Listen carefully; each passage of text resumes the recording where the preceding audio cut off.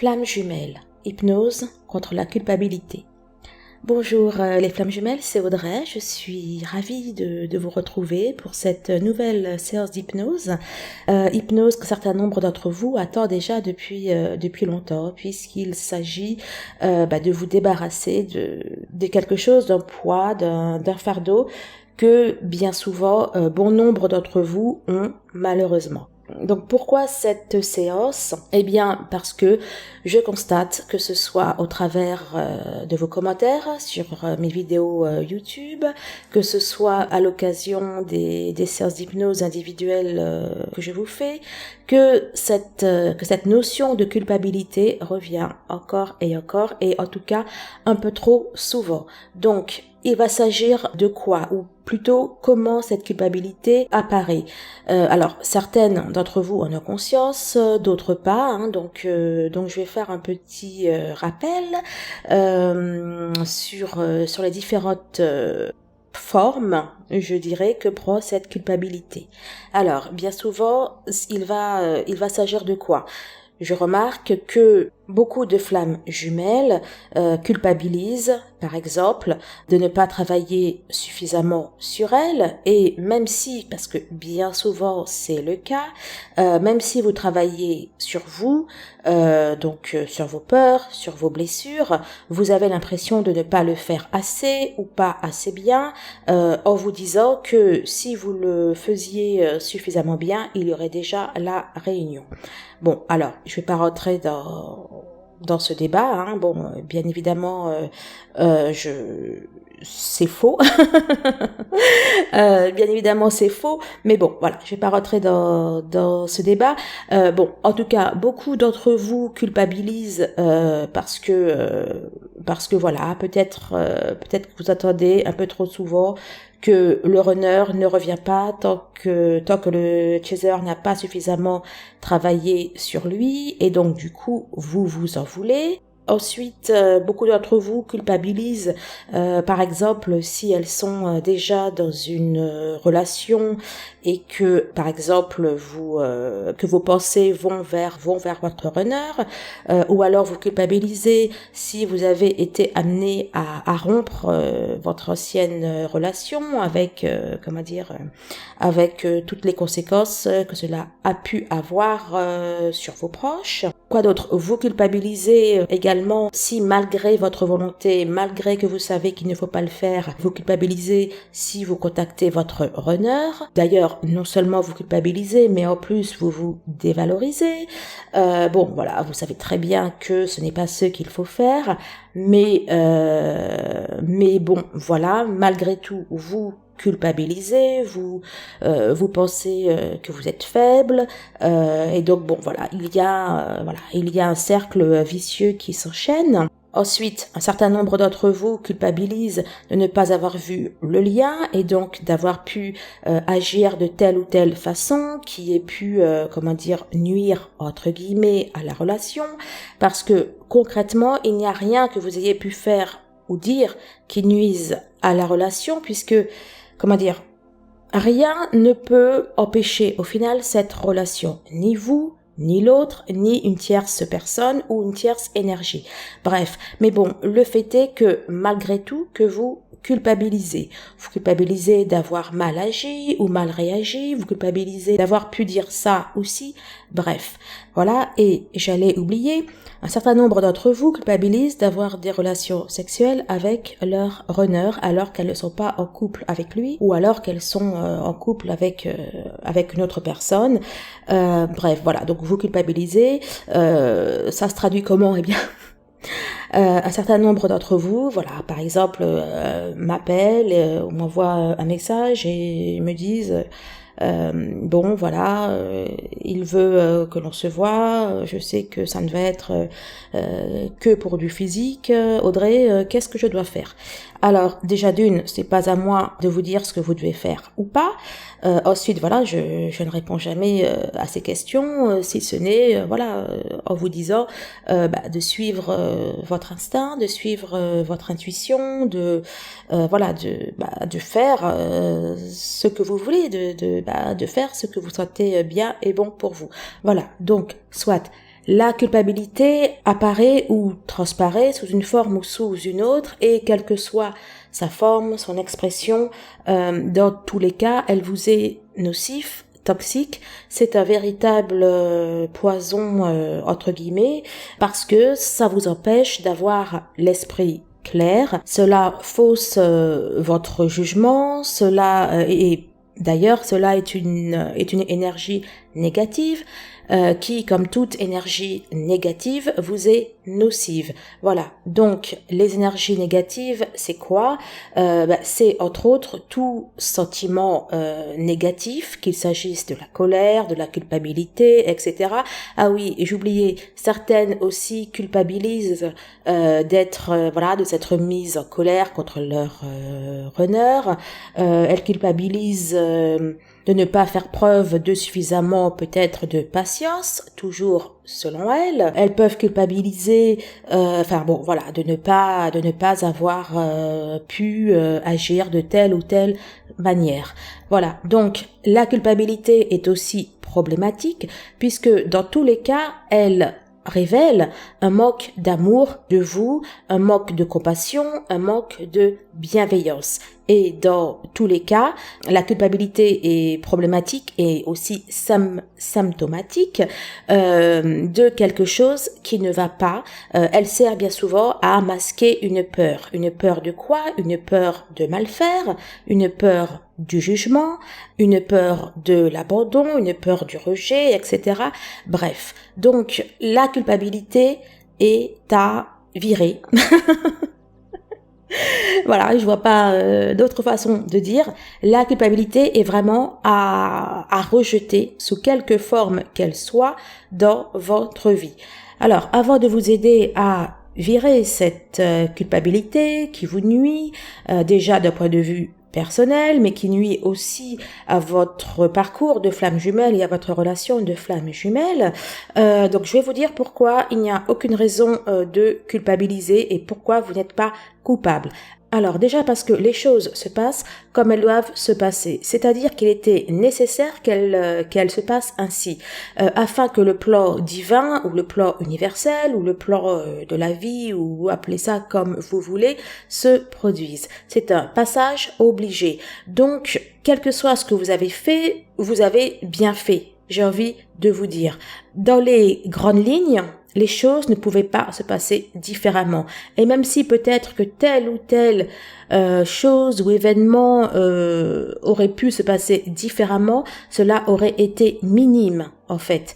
Vous ne pouvez agir que sur des choses, j'allais dire, qui ne vont pas spécialement changer le plan divin. Tenez, prenez un enfant, par exemple. Pour grandir, il doit forcément tomber, il doit se faire mal pour apprendre, pour trouver son équilibre, etc.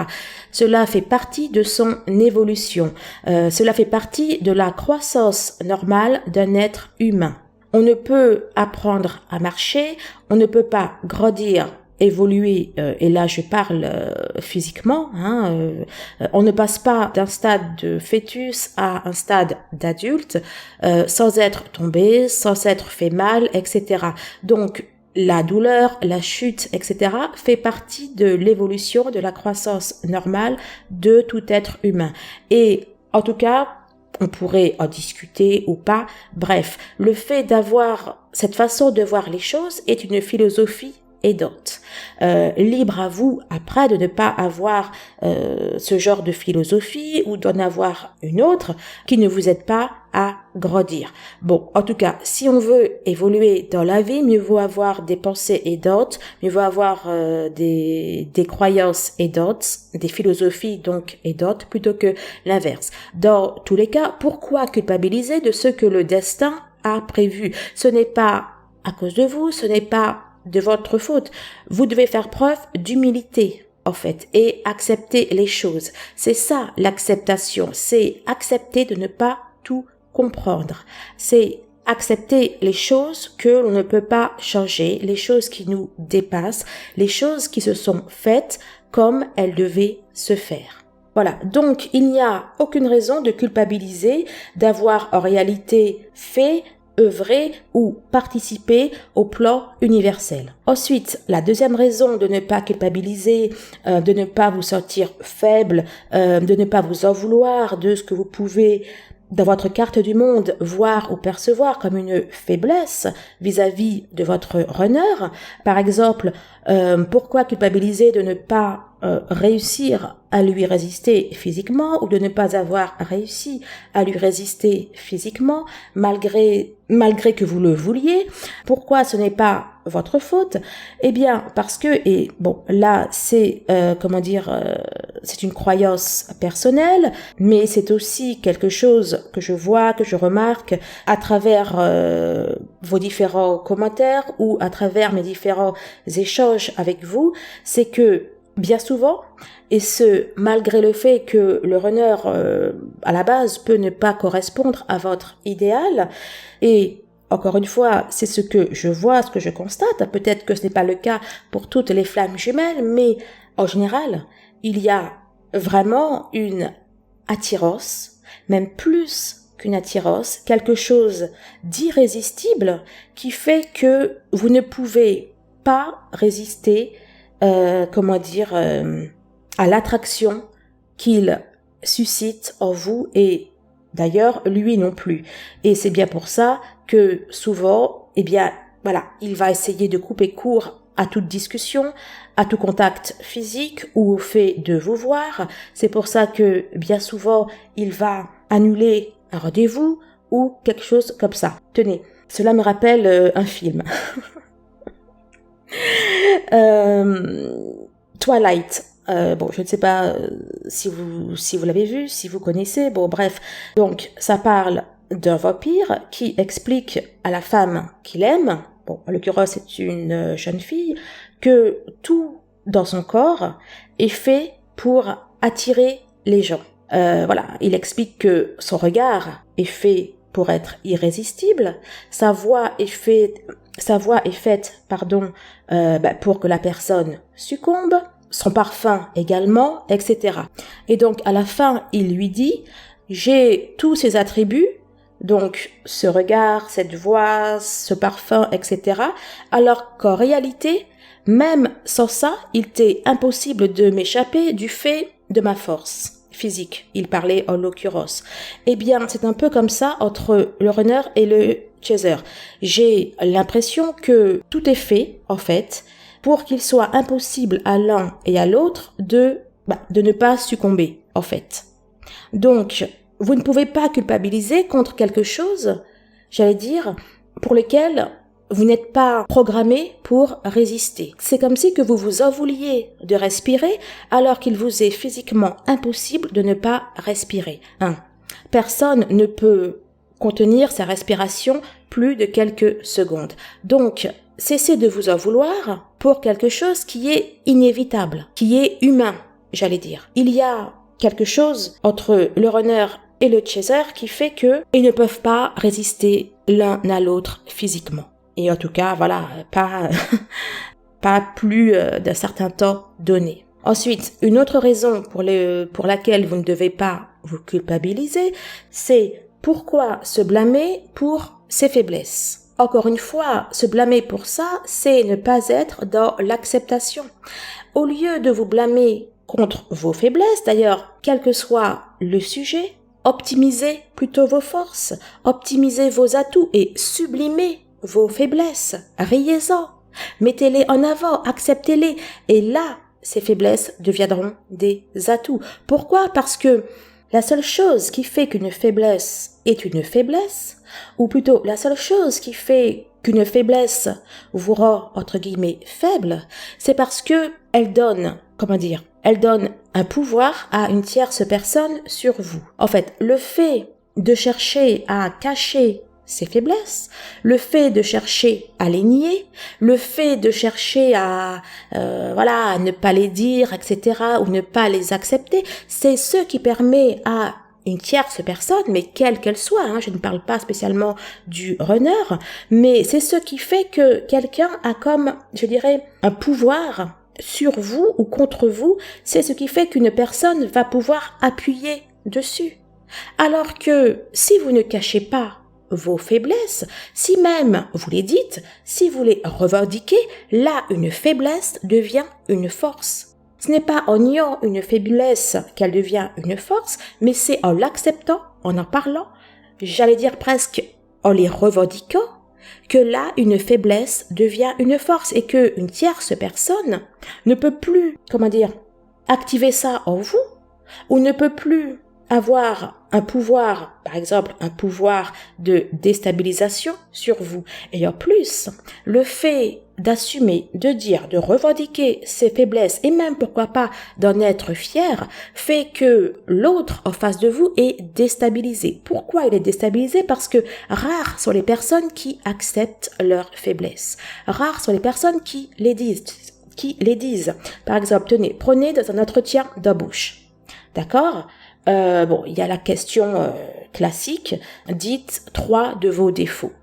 Personne ne va dire à un employeur, écoutez, je suis bordélique, je suis désorganisé, etc. D'accord? On va tous dire, parce qu'on nous a appris à cacher nos faiblesses, à ne surtout pas les dire, on va tous donner des faiblesses bateaux. On va tous dire des faiblesses qui n'ont aucune incidence sur le poste que l'on convoite.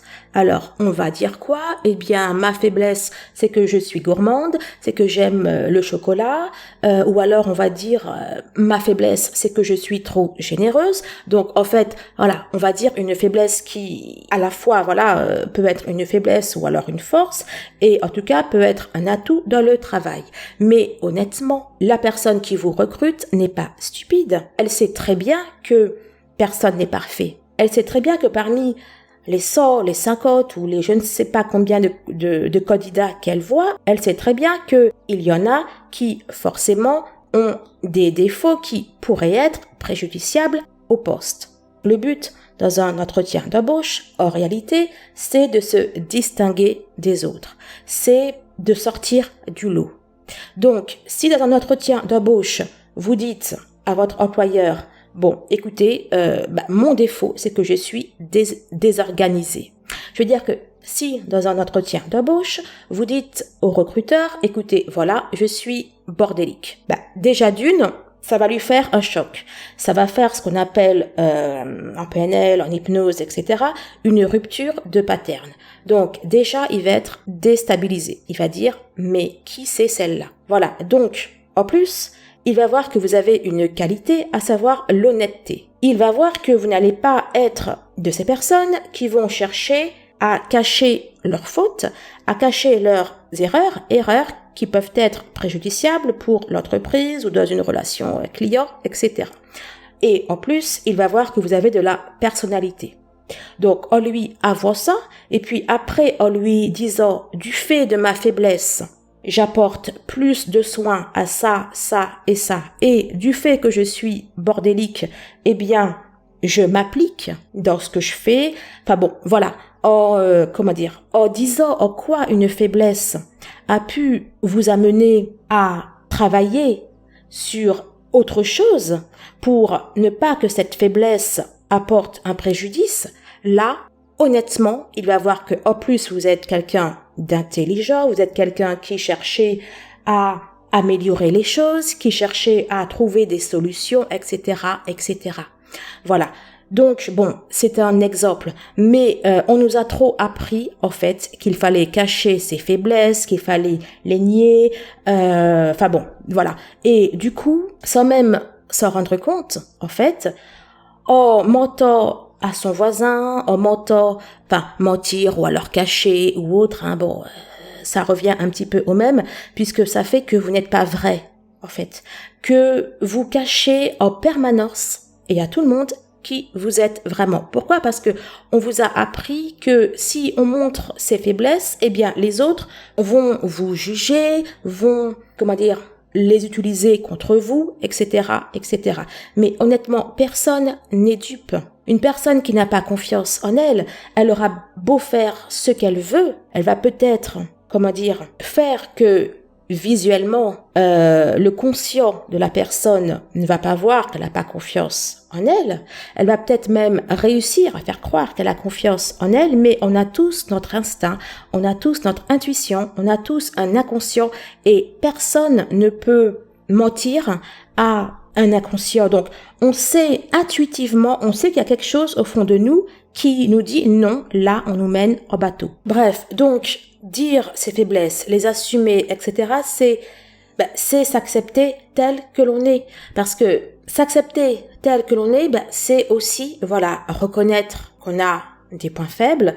Alors, ce n'est pas, entendons-nous bien, ce n'est pas ne pas chercher à grandir, à évoluer, à s'améliorer, mais en essayant de cacher, en fait, les choses, on perd son temps.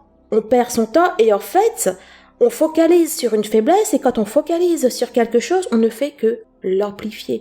Donc, cela ne sert à rien. Autant l'accepter, être bien avec ça, pour pouvoir, au contraire, en faire une force. Et en faisant une force, bizarrement, une faiblesse qu'on avait, eh bien, c'est là qu'elle devient une force. C'est là que en fait, imaginez qu'une faiblesse, que son but est de vous permettre de grandir. Ou alors, imaginez qu'une faiblesse, en fait, une fois qu'on l'a vue, acceptée, comprise, une fois qu'on ne la cache plus, une fois qu'elle est en lumière, en fait, elle disparaît. Elle disparaît totalement. Elle n'a plus de raison d'être. Imaginez qu'une faiblesse soit là, en fait, pour vous renforcer, pour vous faire grandir. Encore une fois, voilà, c'est une philosophie aidante. En fait, c'est une philosophie qui, alors, déjà a fait ses preuves, d'accord? Donc, ce n'est pas simplement, comment dire, quelque chose de mental ou de spirituel, mais c'est quelque chose qui, lorsqu'on l'applique, bizarrement, montre qu'elle est vraie, d'accord? Mais, en plus, cette philosophie, cette pensée, vous aide, vous permet d'être vous-même. Au lieu de passer votre temps, votre vie à nier qui vous êtes vraiment. Une dernière chose sur la culpabilité, si par exemple elle vient du fait qu'un acte que vous avez fait entraîne souffrance, douleur ou occasionne des problèmes pour une ou plusieurs personnes, elle est normale car vous avez une conscience, une morale, une moralité, des valeurs, etc. Mais dites-vous que vous n'avez pas toutes les clés en main.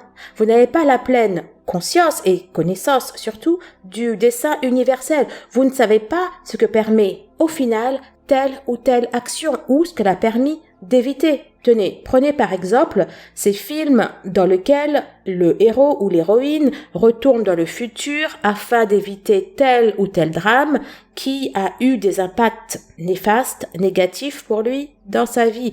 Eh bien, en voulant faire ça, l'héros ou l'héroïne se rend compte de quoi? Eh bien que sans cet événement, les choses auraient été bien pires. Et au final, il comprend qu'il doit accepter d'avoir vécu telle ou telle chose. Alors, accordez à l'univers le bénéfice du doute et pour les autres, pour les croyants, ayez foi en l'univers. Ayez confiance dans le fait que les choses que vous avez pu faire ou vivre et qui ont eu ou alors qui ont sur vous tel ou tel effet, eh bien, qu'au final, cela est ou était la meilleure chose. Acceptez le fait que, au final, ce qui s'est passé il y a 5 ans, 10 ans, 30 ans ou alors 50 ans avait un intérêt certain. Peut-être pas pour vous, individuellement, peut-être pas pour vos proches, mais que ça avait un intérêt capital, à minima, pour l'intérêt collectif ou le bien-être ou le bien collectif.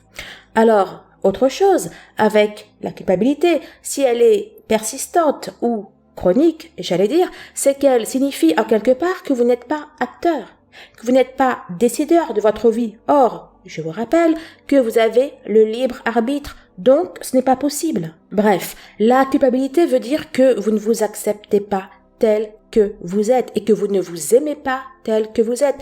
Et on passe trop de temps à cacher qui on est, cacher sa timidité, cacher son manque de confiance, cacher ses problèmes, cacher le fait que l'on a menti, etc.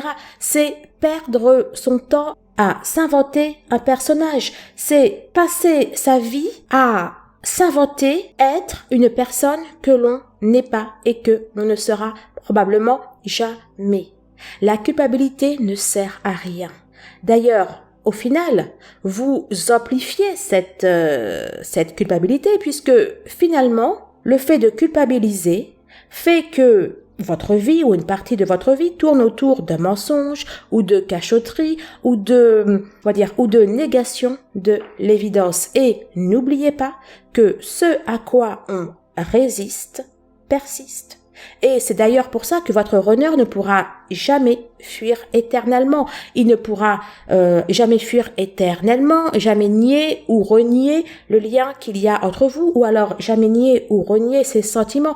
On ne peut pas, lorsqu'on est dans la résistance, on ne peut pas l'être éternellement. C'est impossible. Parce que plus l'on résiste, plus la chose s'ancre, persiste et, prend toute la place. Et donc, au final, on se crée une bulle qui grandit, et on sait très bien qu'une bulle, plus elle est grosse et plus elle va, péter d'un moment à l'autre. Donc, libérez-vous, vous gagnerez en temps, vous gagnerez en énergie, en cessant d'entretenir cette culpabilité, en cessant de perdre votre temps à essayer d'être quelqu'un que vous n'êtes pas.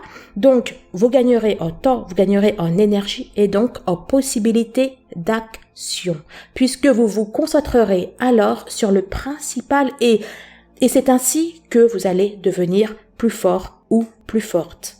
Voilà, donc le but de l'hypnose qui va suivre est de vous permettre de vous libérer de cette culpabilité, du poids de la culpabilité. Le but de cette hypnose est de vous permettre d'être plus léger, d'être plus vous et donc d'avancer tant dans votre vie personnelle, dans votre vie intérieure, en fait, que au niveau du parcours de flamme jumelle.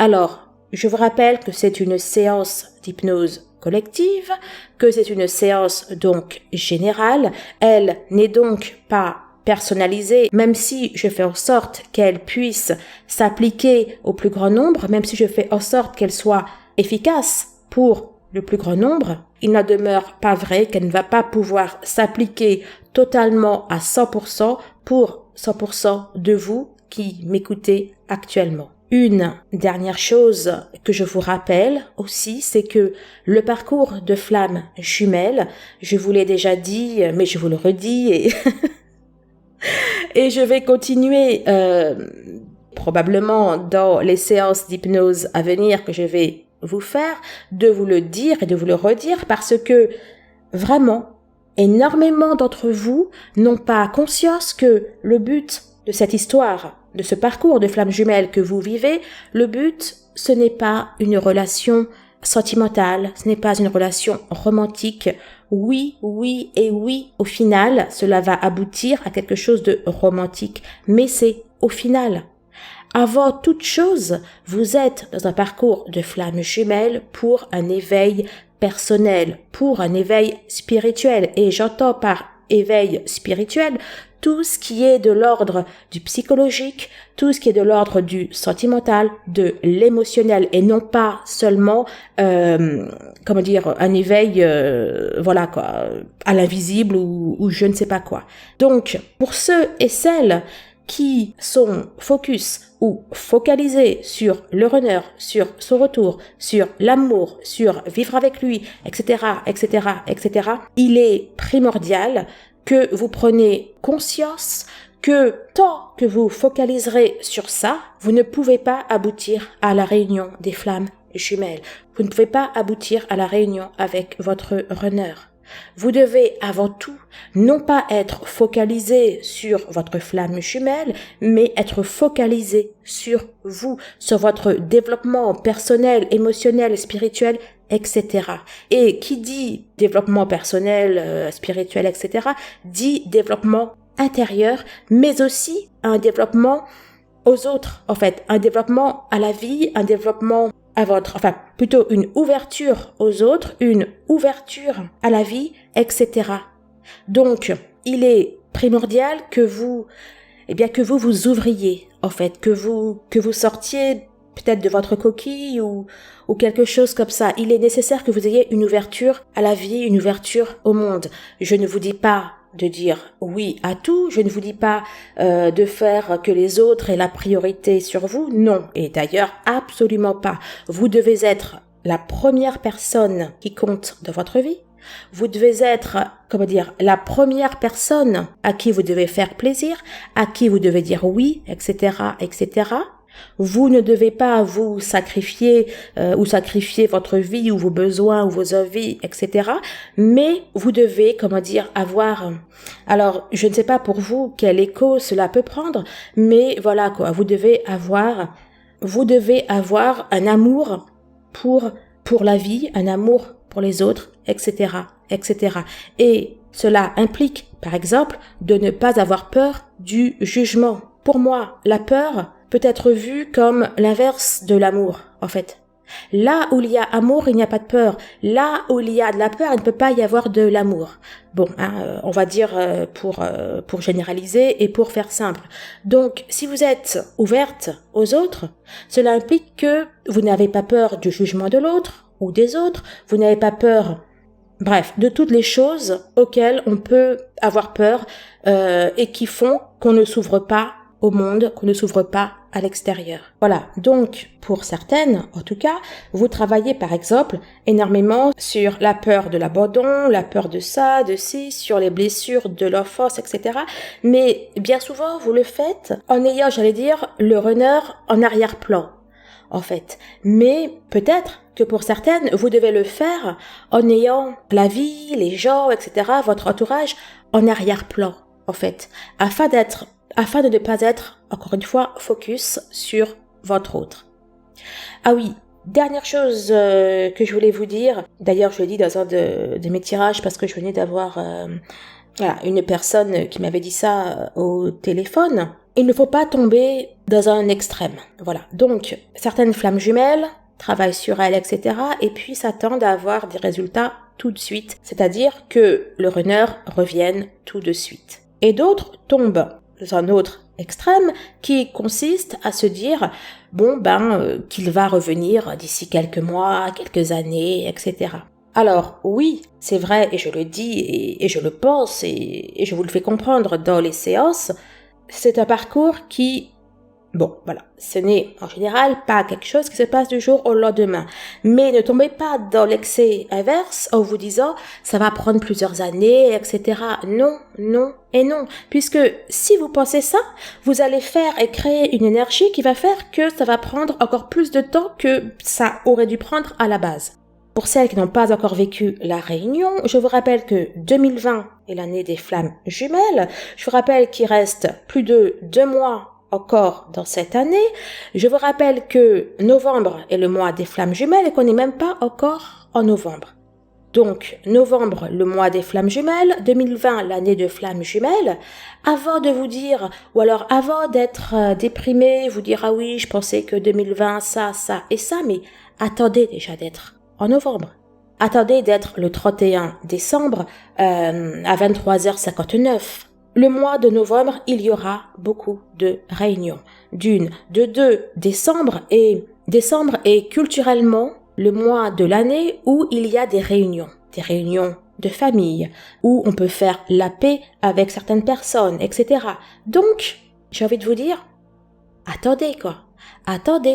L'année 2020, pour moi, n'a même pas encore commencé, et en tout cas pour les flammes jumelles, en quelque part. En 2020, beaucoup d'entre vous ont évolué, ont progressé, tant au niveau personnel qu'au niveau du lien de flammes jumelles, et les runners aussi. Attendez avant de vous projeter sur 2021 ou 2022 ou je ne sais pas. D'accord? Soyez au présent.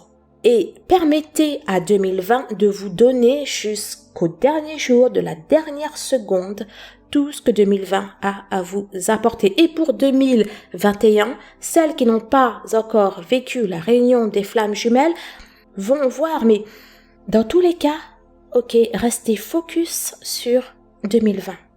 Et je profite pour faire une aparté parce que, encore une fois, je ne sais plus, on l'a dit en séance ou au téléphone ou je ne sais plus, mais quand je fais un travail, que ce soit personnellement, donc en séance d'hypnose individuelle avec vous, ou alors en séance collective. Mon but est la réunion maintenant. Et quand je dis la réunion maintenant, c'est pas dans 3 mois, dans 6 mois, dans 1 an.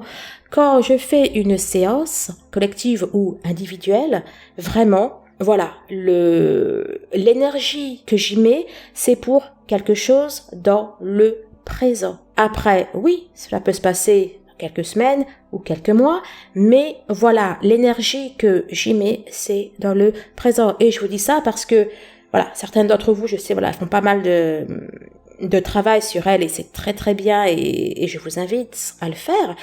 Donc voilà, auprès de différents thérapeutes ou avec différentes thérapies, etc. Mais là où ça m'embête un petit peu pour vous, ou voilà, là où c'est un petit peu gênant, c'est si dans les thérapies que vous faites vous seul ou alors avec quelqu'un d'autre, c'est si dans votre tête vous partez pour quelque chose qui va durer des mois ou des années avant que cela se produise. Non, non et non. Dans la séance d'hypnose en live sur YouTube que je vais faire, donc je vous le rappelle, le 11 novembre à 22h20, voilà, je vous rappelle que, et en tout cas... Merci d'être dans cette disposition d'esprit, c'est que lorsque je vais vous faire cette séance d'hypnose, mettez-vous dans la tête que c'est pour 2020 la réunion. S'il vous plaît, ne venez pas, voilà, avec une énergie pour dans 30 ans ou dans 3 ans ou voilà, venez vraiment en sachant à 100% que cela peut arriver d'une seconde à l'autre. Laissez cette possibilité à votre esprit, à votre cœur, à votre âme, à votre inconscient, à votre honneur, à la vie, voilà, de faire que cette réunion ait lieu à l'instant T, à l'instant précis. Allez, et tant qu'à faire, je vous rappelle l'importance de la loi de l'attraction. Et tout ce que je vous dis là, toutes les choses, ou en tout cas un certain nombre de choses que je vous dis là, font partie de certains principes de la loi de l'attraction. Donc, je vous en rappelle l'importance. N'hésitez pas surtout à pratiquer la loi de l'attraction. Et quand vous faites la loi de l'attraction, ce n'est pas que vous voulez que votre runner soit là, ce n'est pas que vous voulez la réunion, c'est que vous vivez la réunion chaque matin en vous réveillant. C'est-à-dire que en vous réveillant, vous êtes en paix, vous êtes bien, comme si vous y étiez déjà, parce que pour une partie de vous, vous y êtes déjà. Et donc, laissez cette partie de vous qui vit déjà la réunion, eh bien, laissez-la vivre, laissez-la exister, laissez-la vous donner et vous permettre de vivre tout ce qu'elle vit déjà, elle. Bon, je sais pas si c'est très clair ce que je vous dis, mais voilà, vivez la réunion au quotidien. Ne soyez pas dans un espoir, dans une attente. Soyez, vivez et respirez comme si vous étiez déjà avec votre runner parce que, en quelque part, vous êtes déjà avec lui.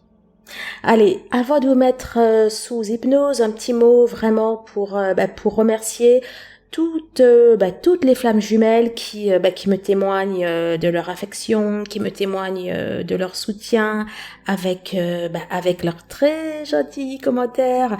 Vraiment ça me touche vraiment beaucoup, ça me fait prendre encore plus conscience de l'importance et de l'intérêt de ce que je fais. Donc voilà, je voulais vraiment vous dire un énorme merci à tous et à toutes. Voilà, merci pour vos likes, merci pour les commentaires, merci pour tout ce que vous m'apportez, mais aussi merci pour les autres, car grâce à vos partages, grâce à vos likes, grâce aussi à vos abonnements, cela permet à la chaîne de grandir de plus en plus afin que le plus grand nombre de flammes jumelles puissent découvrir ma chaîne, puissent découvrir les méditations, puissent découvrir l'hypnose que je fais, car, et vous êtes bien placés pour le savoir, ce n'est pas un parcours facile, on se sent bien souvent seul, bien souvent isolé de nos proches qui ne comprennent pas le pourquoi du comment on fait, ou on peut agir ou réagir de telle ou telle façon avec le runner. Donc vraiment merci de continuer à vous abonner, merci de continuer à partager, merci de continuer dans vos likes, etc., afin que le plus grand nombre de flammes jumelles, qui peut-être ne savent pas qu'elles sont dans une relation de flammes jumelles et donc ne comprennent pas ce qu'elles vivent, ou alors se sentent seules, incomprises ou autres, afin qu'elles puissent découvrir la chaîne et surtout découvrir le lien et trouver peut-être l'aide dont elles ont besoin. Voilà, et donc je voulais vous adresser un énorme merci pour les flammes jumelles. Voilà, merci de votre amour, merci de votre générosité. Voilà, donc je précise, pour celles qui pour la première fois vont faire une séance d'hypnose avec moi, que vous devez être nécessairement assise et non pas allongée afin de ne pas vous endormir. Vous devez mettre votre téléphone en mode avion afin qu'il n'y ait aucune sonnerie, aucun vibreur, aucune notification, rien qui puisse venir vous déroger, disons. Vous devez être seul dans une pièce. S'il y a d'autres personnes dans votre maison ou dans votre appartement, merci de prévenir que vous ne devez pas être dérogé. S'il y a d'autres personnes dans l'appartement ou dans la maison, merci de fermer la porte, vraiment, afin que vous puissiez être dans un cocon, disons. Et bien évidemment, mettez des écouteurs afin que vous puissiez être totalement concentré, focalisé sur ma voix et afin qu'elle puisse créer un champ englobant. Allez, les flammes jumelles, on y va. Je vous invite à fermer les yeux dans un premier temps et à commencer par imaginer que votre esprit, que votre cerveau se détend, se pose à chacune de vos expirations.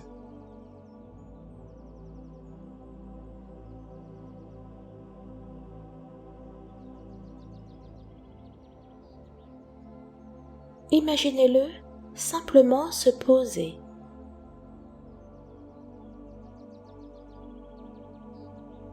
Imaginez simplement vos idées, vos pensées se poser. Peu importe qu'elles se posent déjà, cela n'a aucune importance.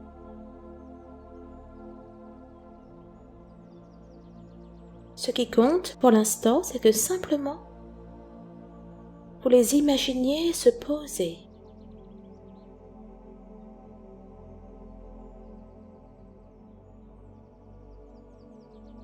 Se poser peut-être par terre,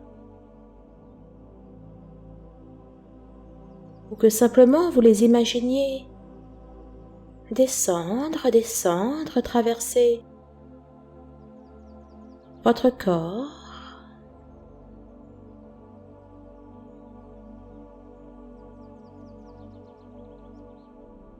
traverser vos cuisses, vos jambes, vos pieds.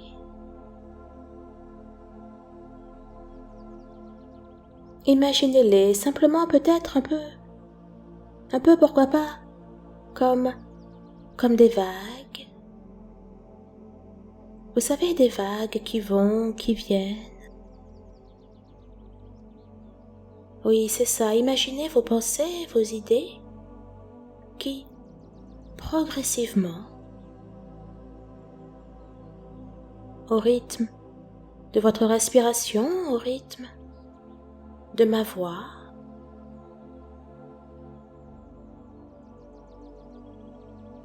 au rythme des secondes qui passent,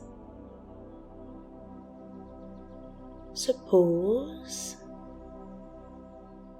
s'effacent peut-être même déjà pour certaines. Bref, imaginez que progressivement, l'agitation cérébrale dans votre tête s'atténue. Voilà, s'atténue au rythme au rythme qu'elle désire.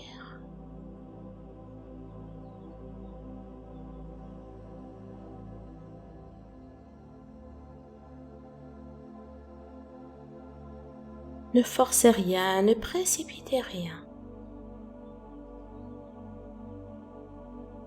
Laissez simplement le flux, le flot cérébral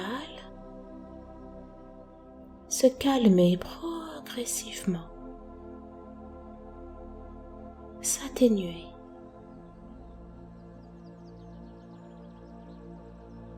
Et plus il s'atténue,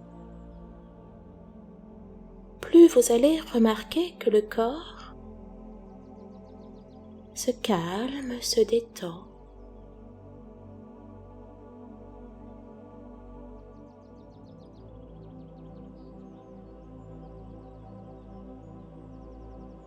Oui, autorisez vos pensées, vos idées à détendre votre corps à mesure où elle quitte votre corps. Imaginez que chaque idée, quelle qu'elle soit, quelle que soit son énergie, vous détend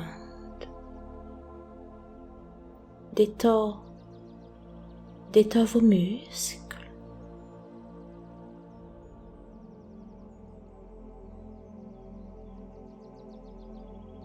apaise votre cœur,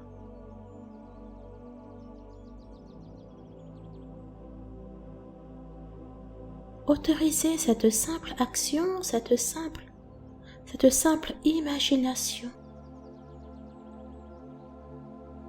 à vous surprendre quant aux effets positifs et bénéfiques qu'elle crée déjà en vous.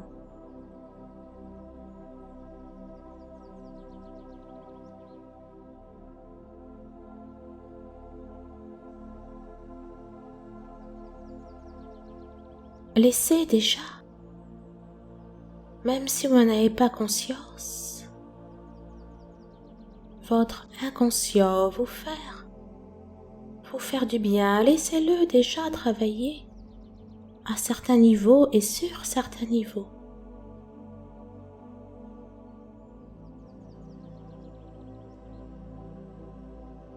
Celles d'entre vous qui me connaissent déjà savent quelles sensations vont commencer à naître. Et beaucoup d'entre vous reconnaissent déjà les premières sensations qui montrent que vous êtes dans un état qui devient de plus en plus hypnotique.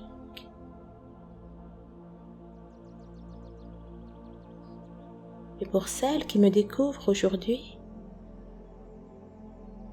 vous allez pouvoir vous étonner de ressentir différentes sensations étranges,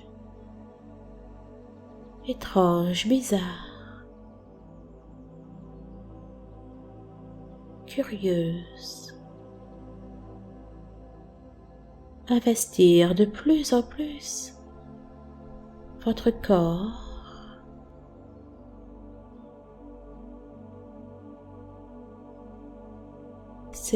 Ces ressentis, ces sensations qui parcourent votre corps ou qui se focalisent pour l'instant simplement dans certains endroits comme les mains, comme les pieds, le dos, les épaules,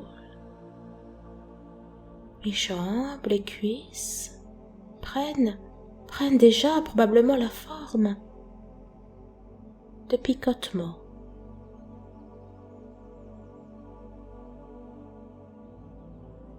D'engourdissement. D'autres peuvent simplement ressentir un profond bien-être. Un bien-être.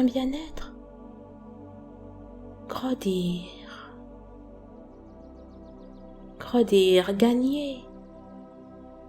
Peut-être simplement le cœur pour l'instant. ou toute la poitrine déjà.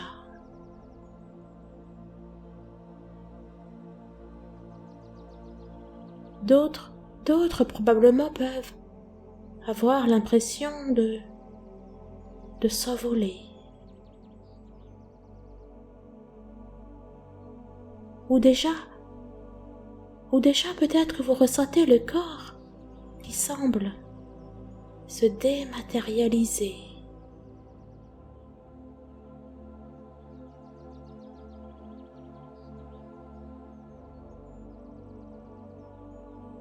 D'autres encore peuvent déjà avoir cette impression d'infini. D'infini en vous, d'infini dans votre tête, dans votre cœur.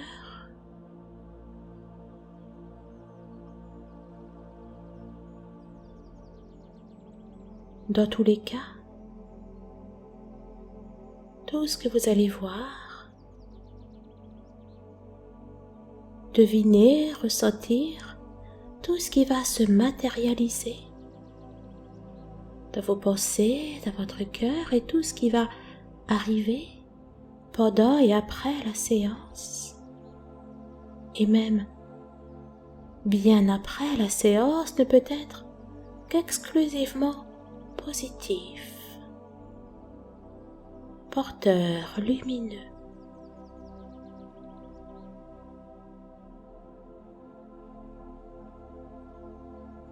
Tout en allant dépasser ce que vous recherchiez. Je veux dire par là que vous allez tirer et retirer de cette séance d'hypnose encore plus de bienfaits, encore plus de magie, j'allais dire, que ce que vous êtes venu initialement trouver.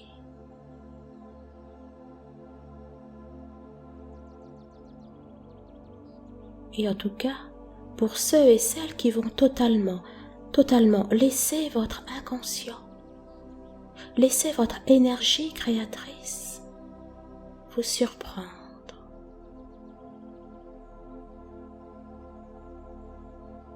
Laissez-la faire, laissez-la travailler et œuvrer dans tout ce qu'elle sait bénéfique pour vous, dans tout ce qu'elle sait pouvoir vous donner, vous apporter.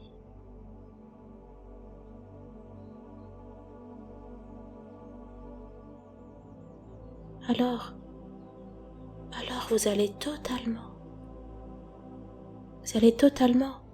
laisser votre inconscient et pourquoi pas même déjà laisser l'univers vous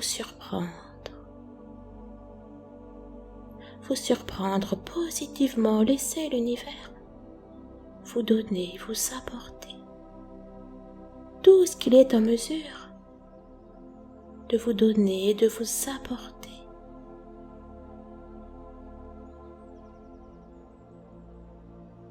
Certains ont peut-être la tête qui penche d'un côté ou de l'autre. Certains ressentent peut-être une énergie positive, bienveillante, qui semble les appeler, les attirer.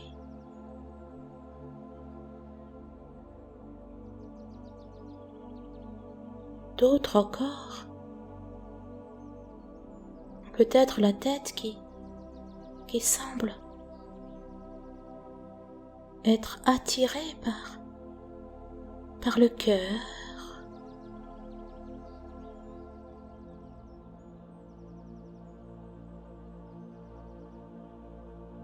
ou par le ventre. Laissez simplement faire ce qui est bien et bon pour vous. Laissez simplement votre conscient, votre subconscient et toute énergie positive, toute énergie lumineuse agir profondément et intensément pour vous, pour votre bien-être, pour votre libération de tout ce qui n'est pas positif, de toute peur, de toute blessure, de tout ce qui empêche, limite ou freine votre bien-être, votre évolution, votre avancée sur votre chemin de vie.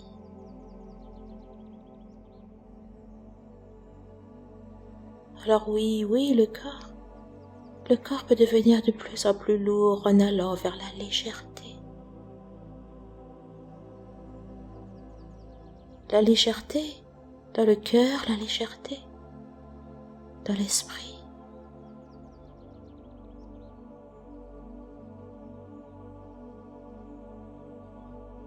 Peut entraîner une autre partie de vous à ressentir une pesanteur agréable.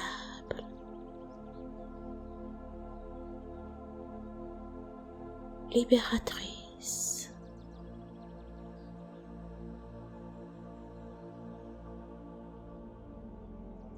Dans tous les cas, quel que soit le chemin, les voies que vous empruntez ou que votre inconscient vous fait emprunter, elles vont vous mener directement à là où vous devez être pour vous libérer de tous ces fardeaux que vous portez, de toutes ces contraintes que vous avez pu subir dans votre vie ou que vous avez pu vous infliger. Vous allez laisser ma voix vous porter, vous transporter, vous mener exactement à la rencontre de votre propre voix intérieure, votre vraie voix intérieure. Vous allez laisser chaque son, chaque sonorité avoir un impact positif, un impact bénéfique sur vous.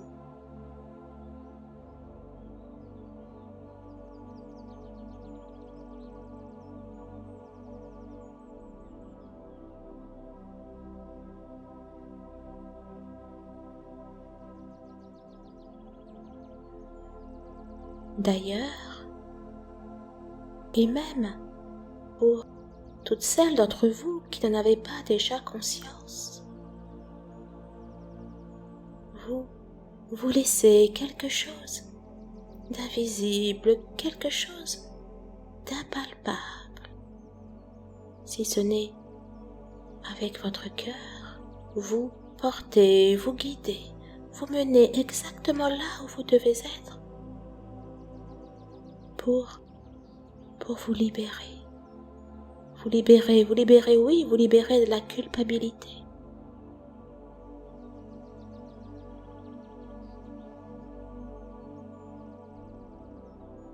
Et de tout ce qu'elle a pu créer dans votre vie, sous une forme ou une autre, et même parfois insidieusement. Oui, vous permettez à tout ça, vous permettez à la fois à cet état, à l'état dans lequel vous entrez de vous libérer. Tout comme vous permettez à chaque rythme, à chaque son, à chaque idée, chaque pensée, à chaque couleur, de vous libérer également.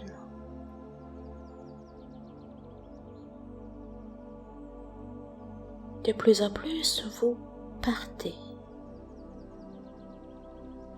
De plus en plus, vous entrez dans un état bénéfique, un état libérateur, un état inconscient ou peu importe ce qui était conscient ou inconscient, tout ce qui est négatif, tout ce qui n'est pas porteur, tout ce qui n'est pas lumineux et bienveillant s'estompe.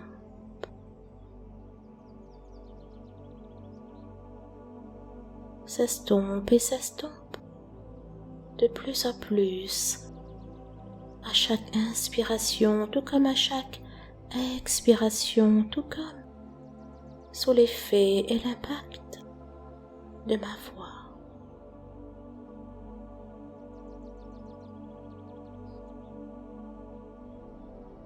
Et de plus en plus et encore plus, les sensations bizarres, étranges, les sensations agréables et surprenantes s'accentuent, augmentent, quelles qu'elles soient. Oui, elles augmentent, elles prennent de l'ampleur.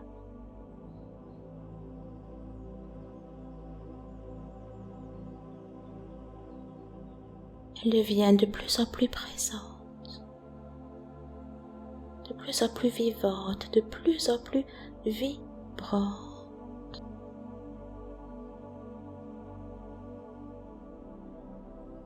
Vous amenant ainsi davantage à l'intérieur de vous, davantage au cœur de votre système inconscient. D'ailleurs même au cœur de tout système nécessaire pour elle d'être, afin de nettoyer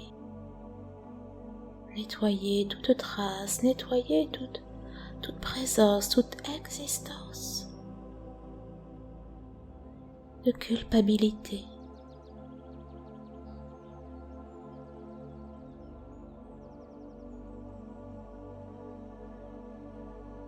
Et la partie inconsciente de votre cerveau fait ce travail de nettoyage, ce travail de purification.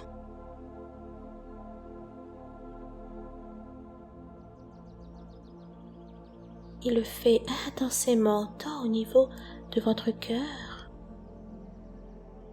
que de votre âme, que ce soit en ayant déjà libéré vos pensées, vos idées, ou en fait qu'il le fasse avant ou après avoir libéré vos pensées. Le principal, c'est qu'il le fasse bel et bien.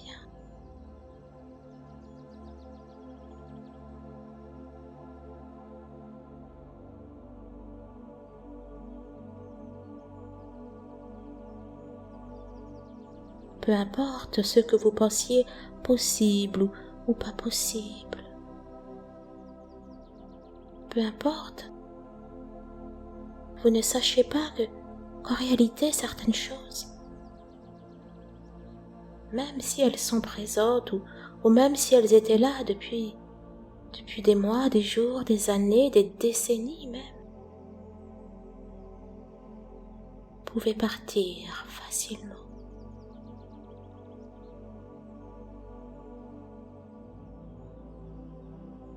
Laissez votre inconscient agir. Laissez votre inconscient faire. Votre inconscient est tellement rapide. Il connaît chaque partie de vous. Il connaît vos structures les plus profondes, même celles qui vous échappent. Il sait ce qu'il faut. Il sait ce qu'il faut toucher, il sait ce qu'il faut actionner.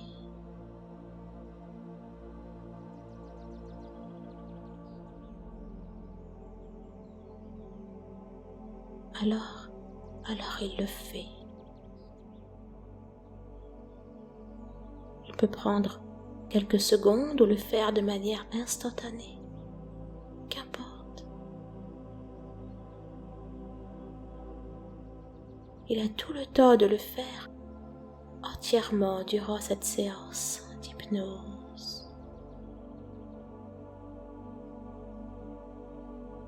à tel point qu'il a largement le temps d'agir sur d'autres choses qui vous manquaient, sur d'autres choses qui vous faisaient défaut. Je veux dire, il a même le temps d'aller augmenter votre confiance en vous.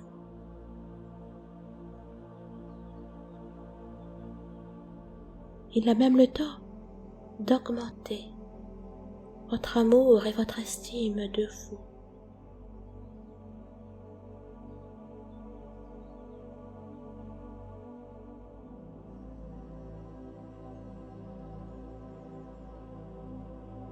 Il a même le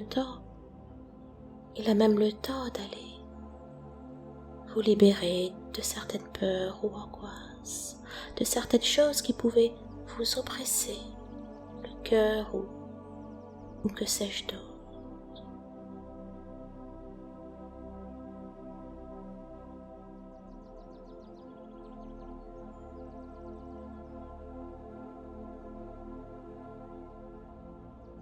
Que votre inconscient passe pour se faire par une connexion de votre cœur ou de votre âme avec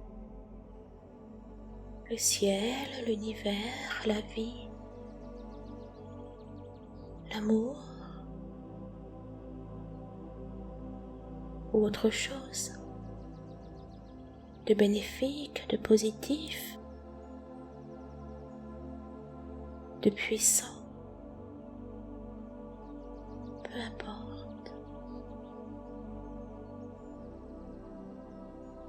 Peu importe puisque c'est positif pour vous, puisque c'est positif dans le dessein de l'univers.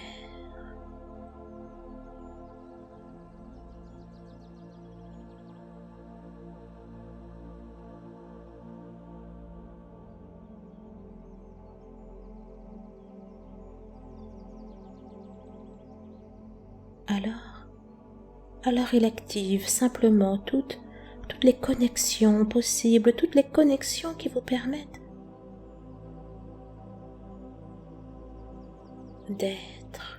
d'être centré, d'être aligné,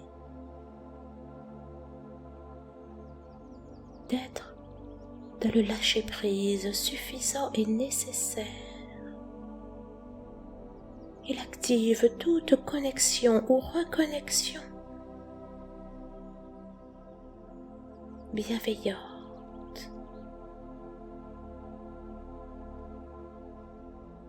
tout en désactivant ce qu'il convenait de désactiver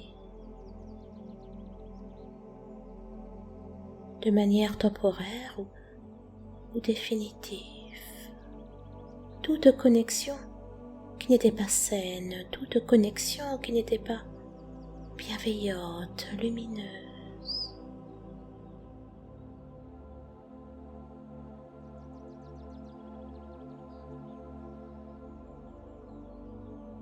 Et c'est très très bien.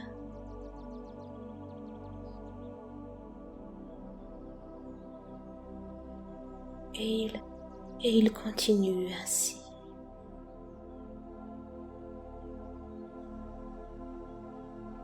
Il continue jusqu'à ce que toute forme de culpabilité, même la plus petite, la plus infime, dès qu'elle est négative, dès qu'elle est inutile, est désactivée.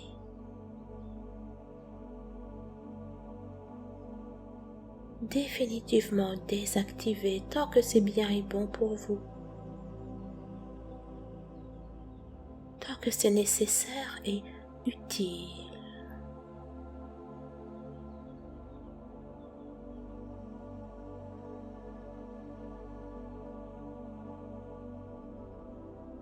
Alors, certains voient la culpabilité partir, voient la culpabilité être désintégrée.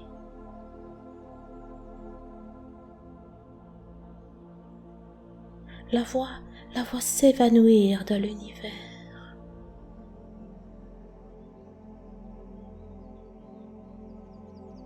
ou la voir disparaître au cœur de la terre en étant transformée, en devenant une énergie intéressante, positive.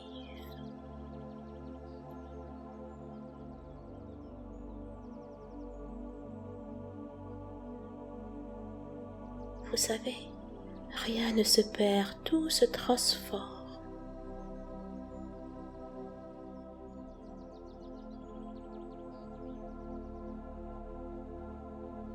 L'énergie ne disparaît jamais, elle ne fait que se transformer en autre chose. Elle est recyclée.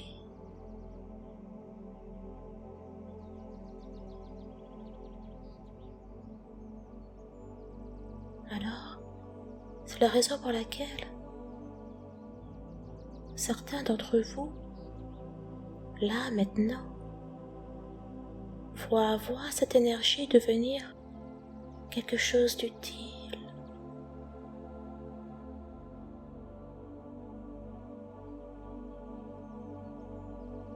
D'autres encore peuvent s'émerveiller de la façon dont votre inconscient crée, de la façon dont votre créativité s'exprime.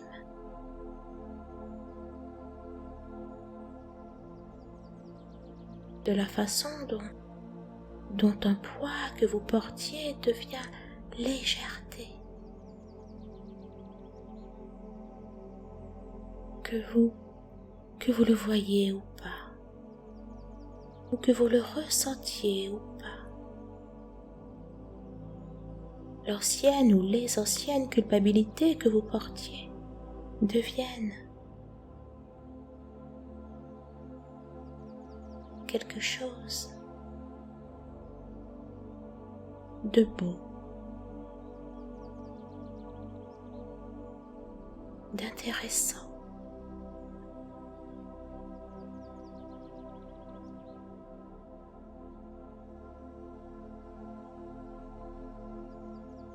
Certains ainsi peuvent avoir l'impression qu'elle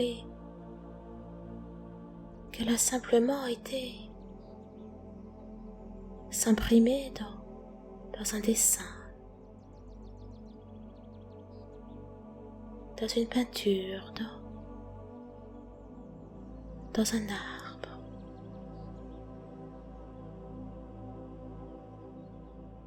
Dans le ciel, dans la terre.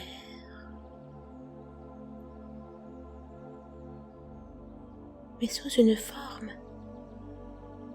sublimée, dans un intérêt sublimé. Et d'autres n'ont aucune idée de ce qu'elle est devenue, mais sentent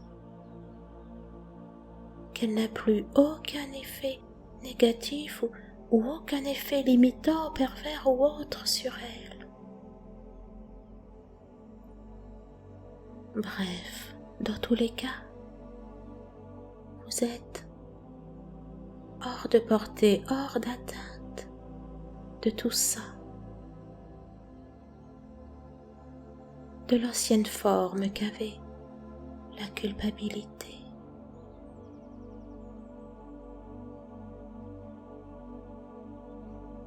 Elle n'a plus aucun effet ni direct ni indirect. Et quel que soit ce qu'elle est devenue,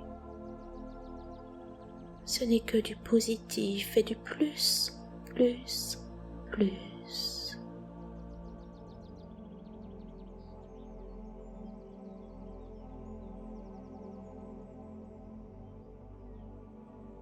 Et c'est le principal. C'est le principal puisque dans quelques secondes ou quelques minutes tout au plus, je vais vous inviter à ouvrir les yeux et à sortir d'hypnose. Il ne restera en vous votre cœur, dans votre âme, dans votre corps, que le positif de tout ce travail hypnotique.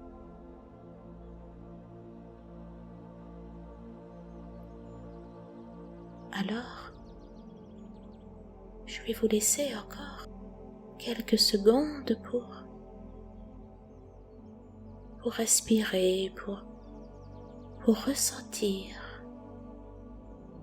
et même pour certains, pour continuer à tirer et retirer l'ensemble de toutes les possibilités que vous offre l'état hypnotique.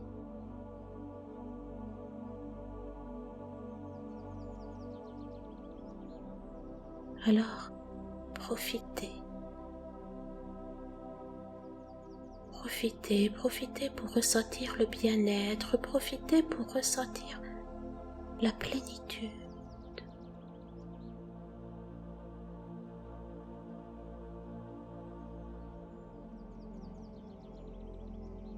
Et peut-être même pour certains et certaines,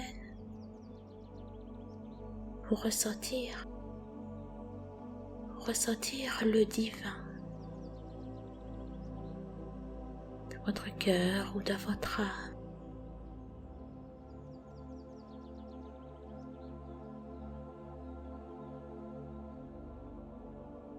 Profitez.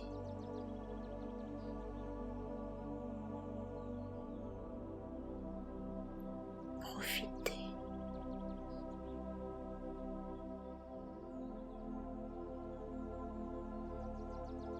Je vais à présent compter de 1 à 10.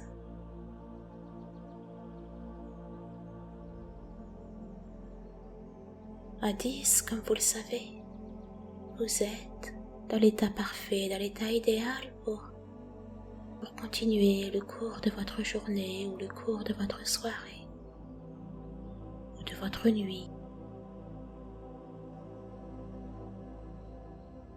Et surtout, pour continuer le cours de votre vie le plus agréablement possible.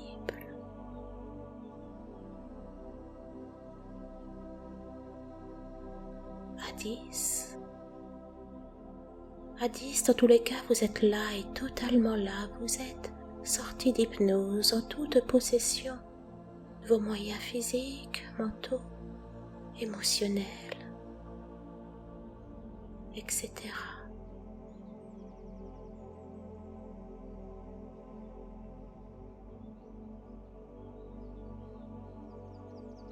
Un,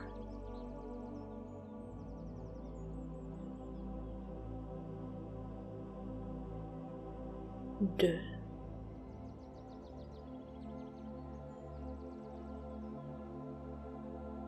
3,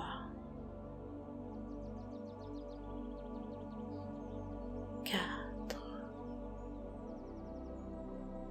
Commencez à prendre de bonnes inspirations.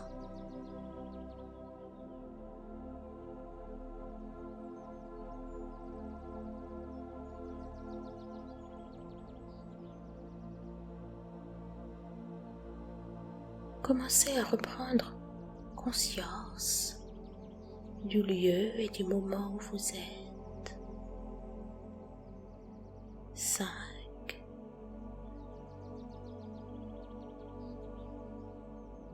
6,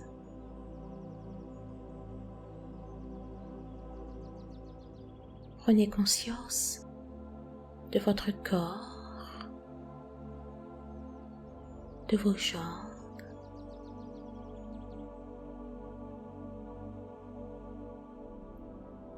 de vos pieds. 7. Prenez conscience de toutes ces sensations que vous ressentiez, mais que vous ressentez de plus en plus maintenant. 8. La lourdeur ou les picotements, etc. Peu importe.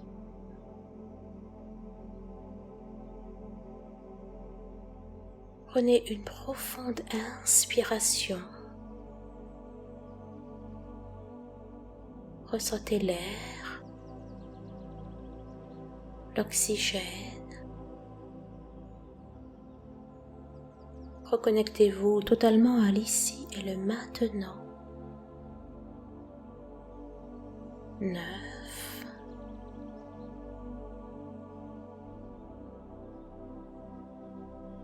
10.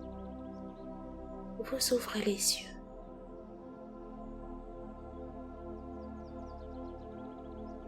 Vous ouvrez les yeux maintenant.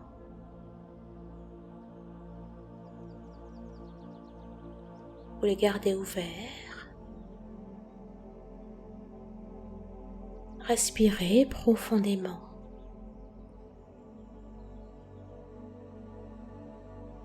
Vous bougez les bras, vous bougez les mains.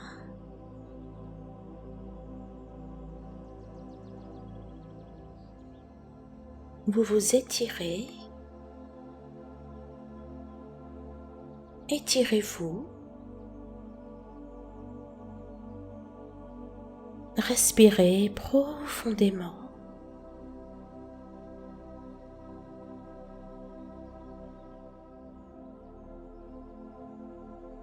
Bougez la tête. Prenez conscience de votre présence.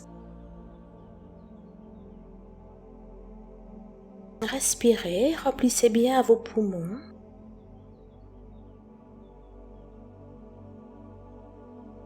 Ressentez le bien-être, ressentez la satisfaction, ressentez ce que vous ressentez ici et maintenant. Vous pouvez laisser se dessiner sur votre visage un sourire, un large sourire.